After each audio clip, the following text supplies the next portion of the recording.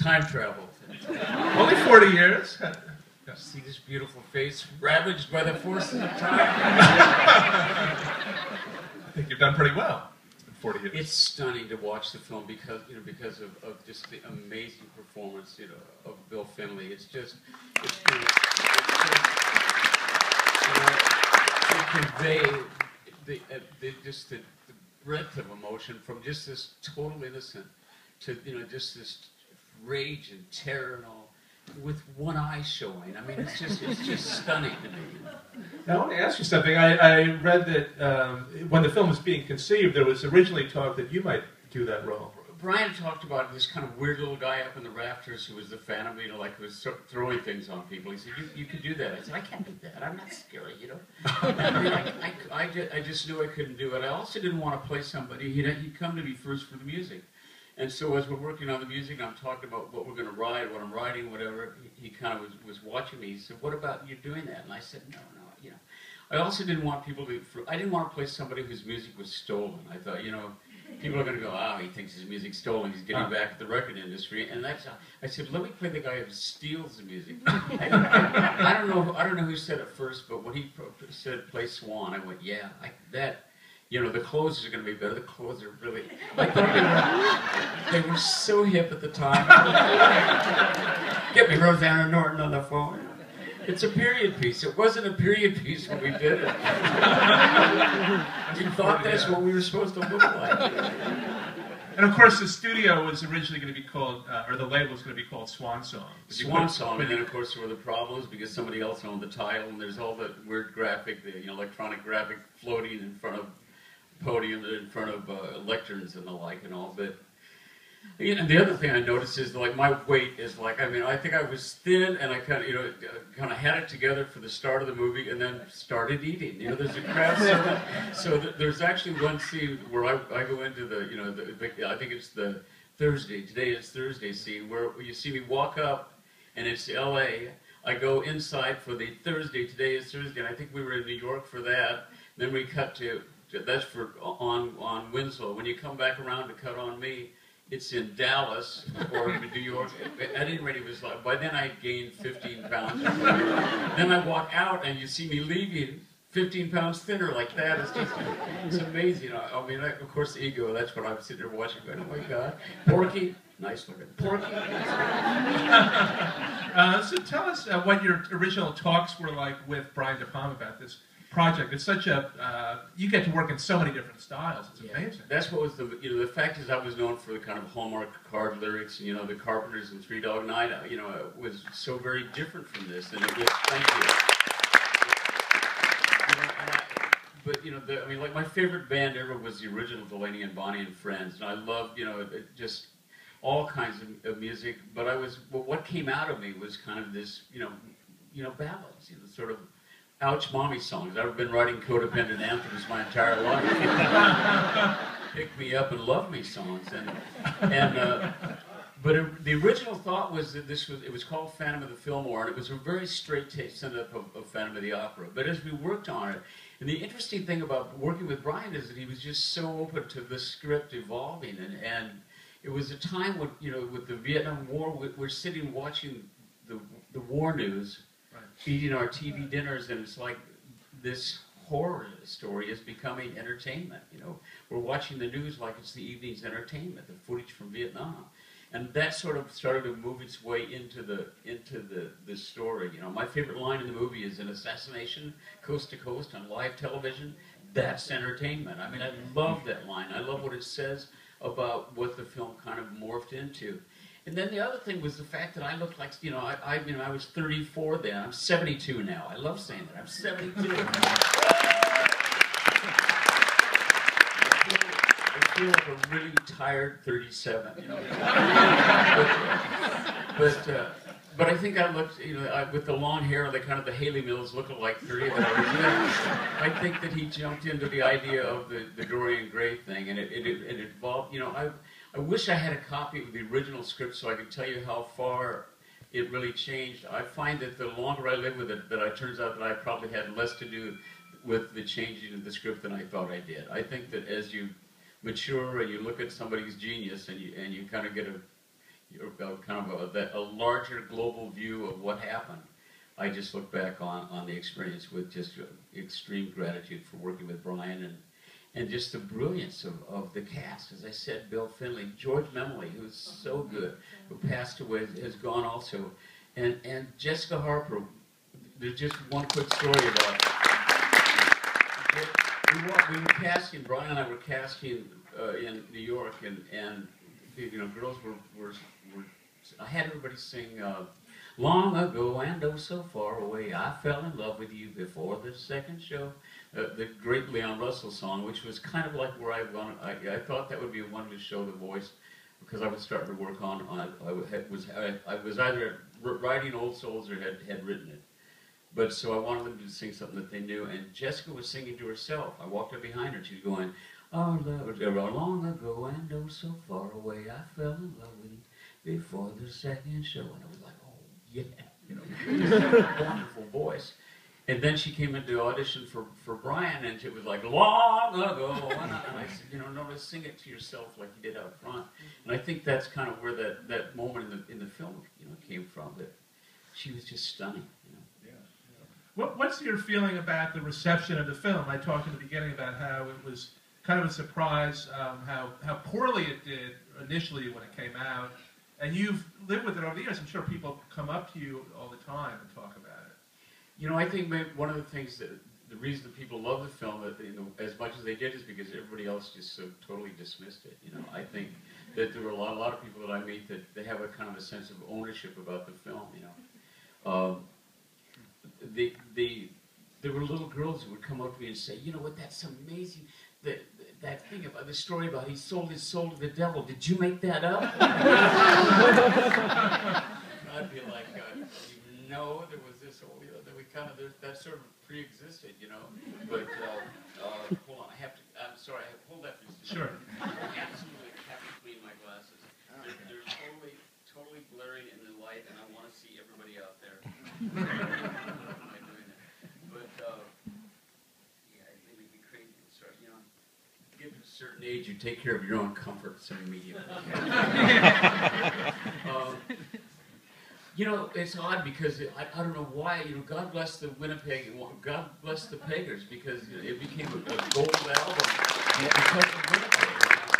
But the other city. So what was your explanation about it? Because there is no. a few years ago, there was an event called Fantapalooza in Winnipeg, right? And if you watch the Still Alive, Paul Williams Still Alive, the documentary, the first scenes in that are at Fantapalooza, where Steve Kessler, the filmmaker, followed me up there. I think that we've talked about that. It's interesting because the film was hugely successful in Paris as well. Paris and Winnipeg, there's so much alike. Explain that. I think that I was such a kind of a non-threatening, I find that a lot of the people that really fell in love with the film in Winnipeg were young girls of a certain age, and I think that the kind of archetypical, immense drama of this great story, was new to a lot of them. These elements that are old stories were new to them. I think that I was very kind of androgynous and non-threatening. I could kind of be the cute little guy on the screen that was not threatening. The quick honest answer is I don't know why it would. I know that the thrill of the picture for me is being able to satirize all the different kinds of music that I love so much. Talk a bit about how you do that. This is something also that it's a little bit different than what you're doing in Ishtar, but there's a way that you're satirizing the music, but it's catchy. It's like terrific, and you're also satirizing at the same time. Well, I love. I'm a huge Beach Boys fan. So doing it was great. To take Faust and or whatever the initial song was and warp it into a Beach Boys sound. Carburetors, man. That's what life is all about. and the lines in like all life's mysteries, the greatest one I've seen. Tell me why my short runs better when it's clean. We've all had that experience. Your car seems to run better when it's been washed. I don't know. I love the Beach Boys. Creating the music of the Spheres, the kind of stuff that was for the big final scene and all, was just trying to find something that had just a great feel to it. I had great musicians, And there was a guy named Ray Kennedy who I loved. I loved Ray's voice. The one thing there are two times in my life that I have dubbed an actor's voice. And both of them I regret. There are two times that I really regret. One is every now and then in the middle of the night, I kind of go, you put somebody else's voice in Jodie Foster's mouth, in Bugsy Malone. And I go, oh my God, I should have let Jodie Foster sing her own songs in Bugsy Malone. And when I listen to Ray Kennedy, or when I listen to Garrett in the shower, that's Garrett's own voice, Life at Last. And it's so close. I went, you know what, you should have let him do his own vocal on Life at Last. But it's too late to change it. But yeah, I love Ray Kennedy. I just tried to attack it with humor and with great musicians, Let's open it up and take I'd questions from the audience right over here, and I'll repeat them so everybody can hear. Had there ever been any consideration in the past or present to convert it into a musical? Was there consideration, just everybody hears, has there been consideration of turning this into a musical? So many times, before I die, I'm hoping that sometime within I don't know what kind of years I'm gonna manage to tack onto where I am right now, but I would like to think that before I hit room temperature, I'll get to see this on stage, because I think it's a natural. We tried to do it back in the late '80s. The late '80s were an interesting time. I wrote some additional songs for it and all. The late '80s were an interesting time for me because those were the Ishtar years. I wasn't really in my body in those years. This March 15th, I'll celebrate 23 years of continuous sobriety. So this was pre-hardcore alcoholism work. It wasn't Ishtar that led you to drink. Ishtar was kind of in the Ishtar. I was by then. I was you're an alcoholic when you misplace a decade. I misplaced the 80s. It's one of those things where I went, you're telling me that Reagan was president? Oh my God. but I think that the question was about making a musical out of it. There has been conversation about it. It's liable to happen someday. I know that I'm ready, and there's some additional material written. I think that Brian feels the same way, that when the right situation comes up, when the checks are drawn, and the opportunity is there. So far, in about 23 years, it hasn't happened, but since we've been talking about it, maybe it will. Okay, over here. Thank you. I just wanted to say thank you, Mr. Williams. I do have two questions, but I wanted to tell you one thing. When the movie came out, I was a 9-year-old boy living in Canada. You'll have to leave now. I was a 9-year-old boy living in Winnipeg. When the movie was coming to town, I was too young to see it. So my mom bought me the paperback and the album. So, thank you for that. And I have two questions. First off, what happened to the wardrobe? And secondly, how did the Hell of It Brady Bunch thing come about? Okay, so what happened to the wardrobe, and how did the Hell of It Brady Bunch thing come about? Because I was such a media whore by then, I just, all you had to do was ask me and I would show up. I always said, if you put down, that's really what the movie Paul Williams Still Alive is about. Because I just, after Phantom and, all of a sudden I was doing the Tonight Show all the time. I mean, it was like a once a month kind of, I did the Tonight Show 48 times, I remember 6 is the way to describe it. But yeah, it was just, they had asked me to do a Brady that special, and what do you want to do? And I don't know if it was their idea or not, but they wanted me to sing the Hell of It, or I suggested singing out anything to get people to have some awareness of the movie and try to get some bodies in the seats, which didn't really work very well in those times. But, well, I don't know what happened to the wardrobe, but as I'm sitting with Tracy Jackson, who is my writing partner. We're writing it's actually a self-help book about recovery, and the only thing that was a mild distraction for the movie is every now and then she would go, "The shirt, where is that shirt? Look at that." So sat there while she made fun of everything I wore.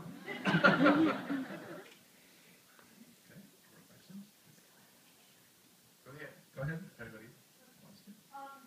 This is the first time that I seen the film, and I loved it. I adored it. And as I was watching it, it was really clear to me how many films it clearly influenced, and that followed from this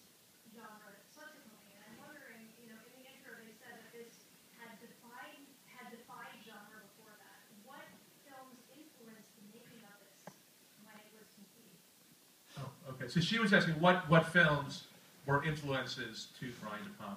Well, I think he was a huge Hitchcock fan. I think that's been clear through the years and all. The recreation of the shower scene was amazing. Incidentally, somebody should share with you something that during all that concert footage and the shower scene, Garrett Graham had like 104-degree temperature. He was so sick he couldn't hardly walk. And in the midst of that, do you remember that? He was just so ill.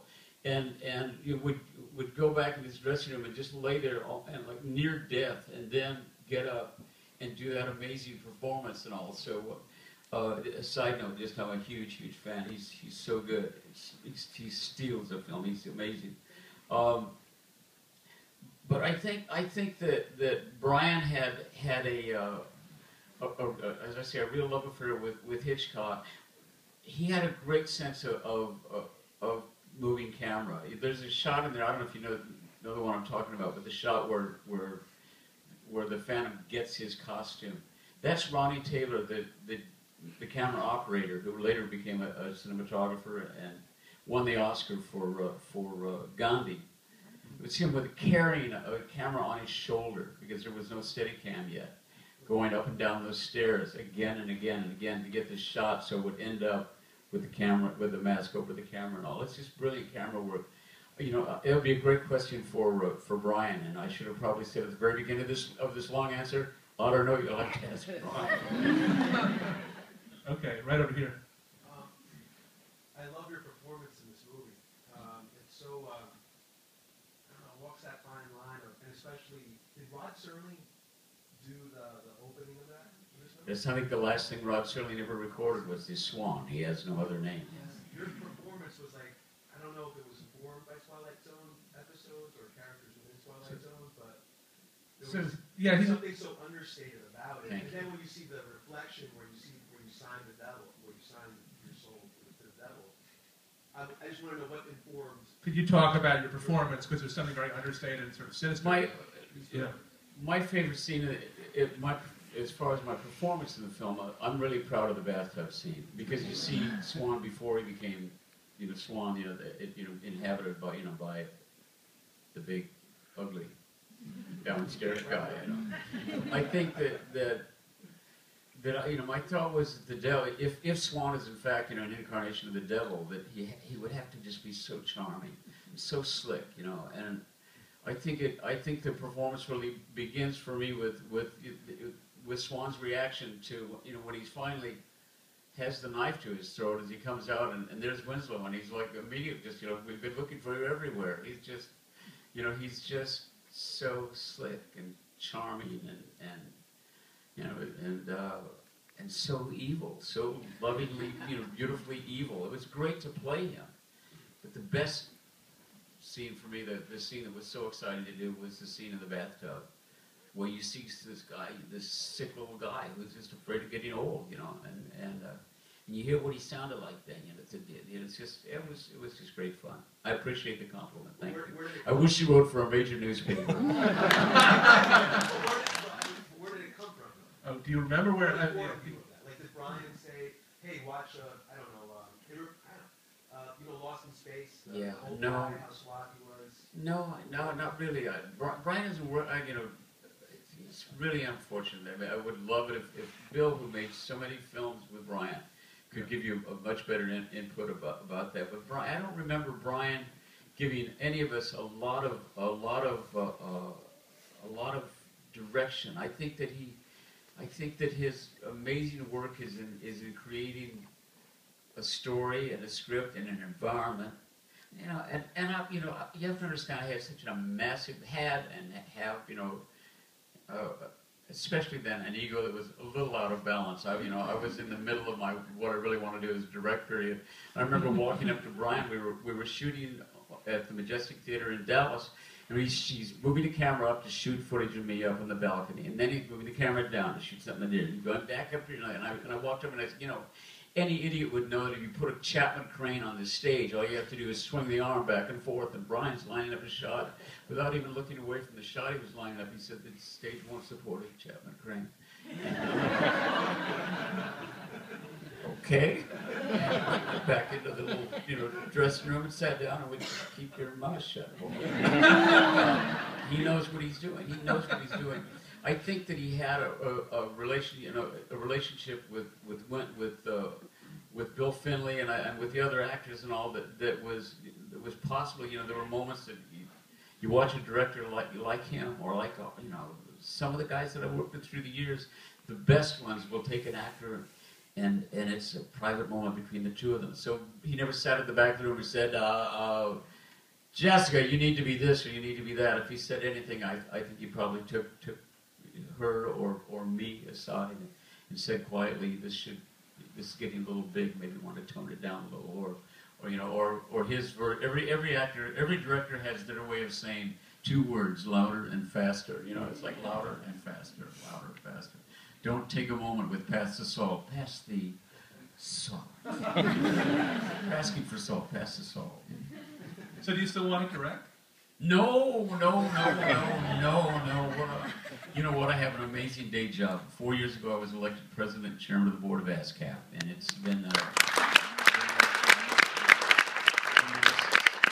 amazing honor of my life is to have a chance to. There are two things I'm intensely passionate about. I'm passionate about my recovery. I speak often at a public level about my recovery, and incidentally, my drunkologue is very boring. I never came out of a blackout with a Russian arms dealer. I never came out of a blackout with a Norman Mailer and a couple hookers in Paris. I come out of a blackout at the boys department of Sears, trying on sweaters.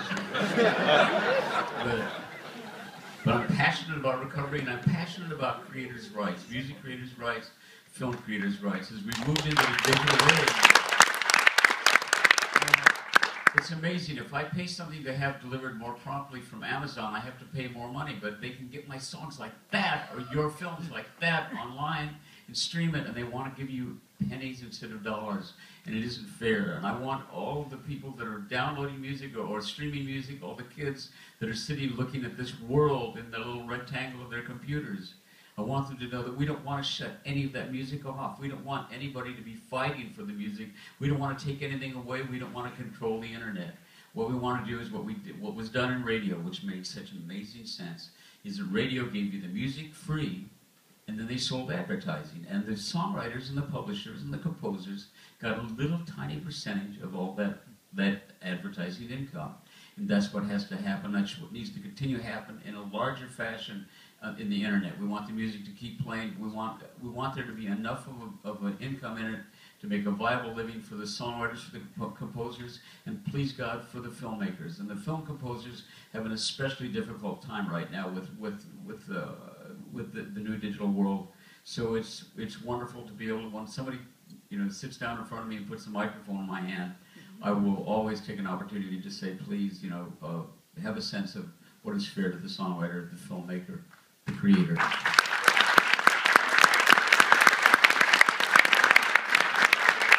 If I may I say thank you for this amazing honor of sitting here, being able to talk about my 4 different films and 4 different nights. What an amazing honor for especially what 2 of the films are films that even my family didn't go to see. I think we're the ones who are going to say thank you to you for being here. Thank you.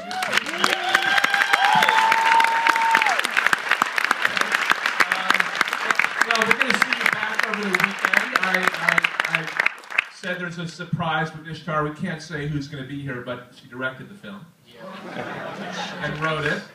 So come back for that tomorrow. There's some real treats along with the Muppet movie. The Muppet movie, incidentally, for the Muppet movie, Crank Sherman's here right now. He's going to be here tomorrow. Kenny Asher is going to be here with me, who co-wrote all the songs for the Muppet movie. So if you come back, we can talk about Kermit and Gonzo on My Best Friends. And we do have a piano over here. So. There's a piano over there. If Kenny's with me, we have mighty. Thank you. Thanks so much.